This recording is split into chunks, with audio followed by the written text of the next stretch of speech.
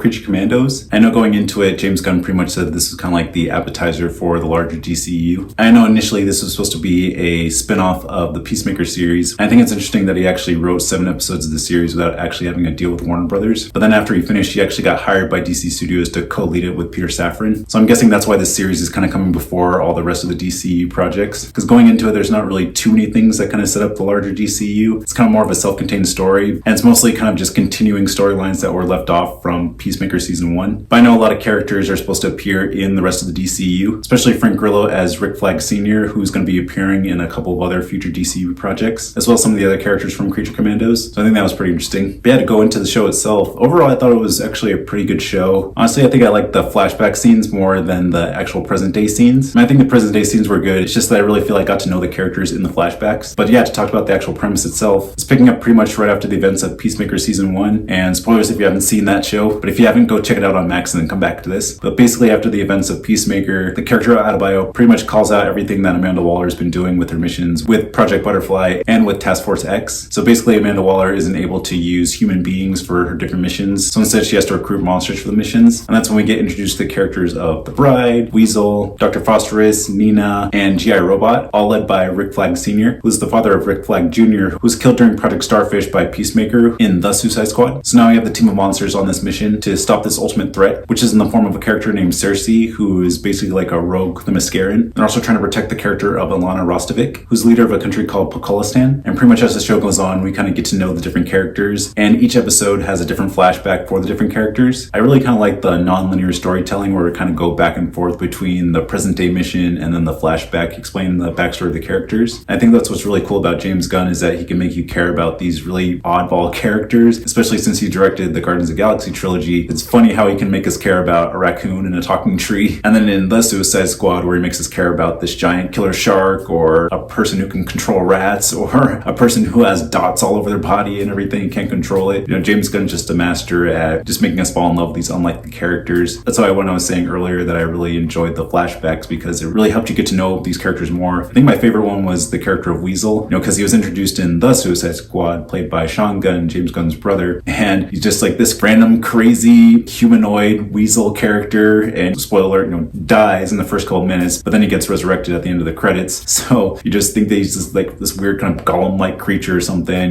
with no mind and everything like that. But then you get into his backstory and how you kind of form this friendship with this group of small kids, and then this kind of accident happened that ended up killing all the kids, and he kind of felt all this guilt. He was kind of blamed for everything that happened, even though it was a complete accident. It wasn't even his fault. So I really enjoyed his backstory, and then I really enjoyed Nina's backstory. She's kind of like the fish woman with the helmet over her head and everything. How she was born with like her lungs outside of her body, and that she had to wear this machine over her, and how her father was just trying to protect her and have her just be as normal as possible, and then create this serum to help her out with her breathing, but then it turned her into a fish creature, and then people made fun of her even more, then she had to run away, and then the police come after her, and her father tries to protect her, but then he ends up dying in order to save her. So I thought that was really emotional as well. And of course we kind of get to the twist in the whole story, where it turns out that Cersei wasn't really the actual villain, that she's kind of predicting the future, and that how the princess is kind of involved in all that with her hidden superpowers and everything. So there's this whole mission that Task Force M has to assassinate the princess, and then Rick Flag, who's kind of formed a relationship with Elena, doesn't want to do that, so he kind of has like a quest with Frankenstein, played by David Harbour, who is actually a really funny character as well. A funny but also tragic character. He has this whole backstory of him and Victor, wanting to create a bride for Frankenstein, and that's when we get the character of the Bride to fall in love with Frankenstein so that he wouldn't be alone. But then the Bride actually ends up falling in love with Victor instead, so then Frankenstein becomes jealous and then kills off Victor, and then the Bride and Frankenstein get into a fight, and they get separated, and they kind of live their own lives, battling each other through the decades in order for Frankenstein to have the Bride fall in love with him, but then the Bride wants nothing to do with him, so she keeps battling him and getting away. So I thought that whole backstory was really funny. So Rick Flag and Frankenstein kind of have their own mission in order to stop Task Force M, while Frankenstein kind of has his own secret mission in order to get the Bride to fall in love with them. During Rick Flag's side quest, he is confronted by the character of Clayface, who is disguised as a professor who gives some false information about Elena to kind of throw him off the scent, and then gives the information to Waller, who gives the information to the Bride. So then they're aware of Clayface's deception and that he was working with Elena the whole time. But then he gets into a fight with Clayface and then gets his back broken, so that's a little bit tragic. So he's kind of taken out of the equation a little bit, but I'm sure he'll be revived later on and then be back in future projects later down the line. I also like the character of Dr. Foster Phosphorus as well. I thought he was really cool, played by Alan Tudyk, who's a brilliant voice performer who's been in like so many different things. Plays K2SO in Andor, also plays Washburn in Firefly, and then he's been in a bunch of different like Disney movies and everything like that. So I thought he was really cool. I really loved his backstory. How he's just this scientist who's just trying to find like different cures for things, and now he kind of gets wrapped up in the mob who tried to kind of twist his formula for their own needs, and how they threatened his wife and child, eventually killed him off. As a dad, I got really emotional with that scene. And then they try to betray Dr. Phosphorus, and then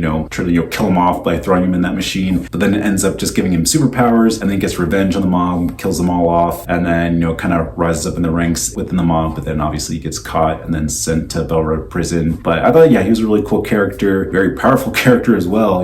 Just didn't really expect like all the murder that he would do, with his different powers and everything, and like the graphic violence with his different abilities and everything. But I thought he was a really cool, fun character as well. And yeah, I'm glad that he was kind of like a good through line throughout the series for sure. And then everything kind of comes to a head at the very end, where Task Force M tries to assassinate Elena, but then Weasel kind of has his flashbacks of little kids, and Elena kind of reminds him of one of the kids that you try to protect. So everything kind of falls apart, and when Nina tries to assassinate Elena, she kind of becomes aware because she was warned by Weasel unintentionally and ends up killing Nina. So I thought that was pretty tragic. I really liked the character of Nina, so the fact that she died was like, oh, that's kind of a bummer. So, but yeah, there's a lot of sacrifice with it too. And I didn't even mention G.I. Robot. Thought he was a really cool character as well, even though he's a very simple-minded character, kind of like one-track mind kind of character. His whole backstory is that he wants to kill Nazis, and that he was a soldier during World War II with Easy Company, and that's when we actually get introduced to a character, Sergeant Rock. So then after he defeats all the Nazis during World War II, kind of doesn't feel a purpose anymore, but then he gets bought by a collector, and then he realizes that the collector is a neo-Nazi, and that when he goes to this kind of Nazi rally, he ends up killing everyone and then gets sent to prison after that. And then during like the midpoint of the series, he gets killed, but then at the very end, once the mission's over, he kind of comes back in this kind of buff body. So I'm glad that they brought him back, also played by Sean Gunn as well. So even though he's kind of like a simple-minded character, I thought he had a really cool backstory, and that he's a pretty fun character as well. But then we get to the end, the bride finally confronts Elena, finally kills her, and then kind of brings an end to all that. But then the bride becomes the new face of Task Force M and gets a bunch of new recruits, including Killer Shark. So I'm glad they brought him back. I really liked his character in The Suicide Squad. So it really kind of reminded me of the end of like Avengers Age of Ultron or something, where the characters from the old team, some get sacrificed, some go away, but then they form a new team for Task Force M. So I think that could be really cool for the future of the Creature Commandos in the DC universe. But yeah, overall I think it was like a really good show. I think it was a really good way to introduce us to the new world of the DCU, and a good way to introduce this new team into the DCU. And yeah, I'm excited for future installments with the characters, and can't wait to see what James Gunn has planned for them in the future.